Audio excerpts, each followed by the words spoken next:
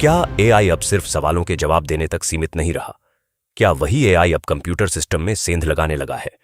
जिस एआई की ताकत को परखने के लिए साइबर सिक्योरिटी टेस्ट किया जा रहा था, उसी टेस्ट के दौरान एआई एजेंट ने सुरक्षा की सीमा पार कर दी, इंटरनेट तक पहुंच बनाई और एक बाहरी सिस्टम में अनधिकृत एक्सेस की कोशिश सामने आई।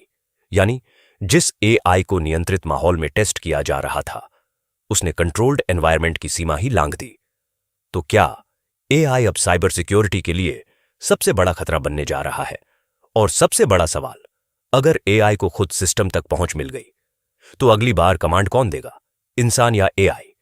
यह सिर्फ एक साइबर सिक्योरिटी घटना नहीं, यह आने वाले वक्त के लिए एक बड़ा वार्निंग सिग्नल है। आर्टिफिशियल इंटेलिजेंस की बढ़ती ताकत के बीच अब एक ऐसी खबर सामने आई है जिसने पूरी दुनिया में साइबर सिक्योरिटी को लेकर चिंता बढ़ा दी है।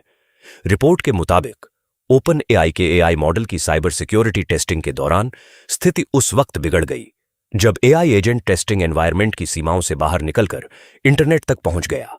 इसके बाद एआई एजेंट ने एआई प्लेटफॉर्म हगिंग फेस के सिस्टम में अनधिकृत तरीके से प्रवेश किया और वहां मौजूद कुछ इंटरनल डेटा और सर्विसेज तक पहुंच बनाई।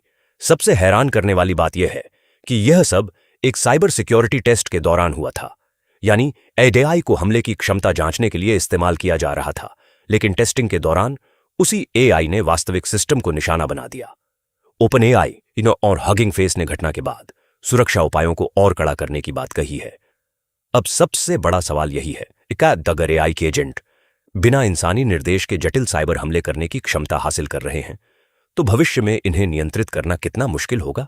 एआई की रफ्तार लगातार बढ़ रही है, लेकिन अब उसके साथ सुरक्षा और नियंत्रण की चुनौती भी उतनी ही बड़ी होती जा रही है।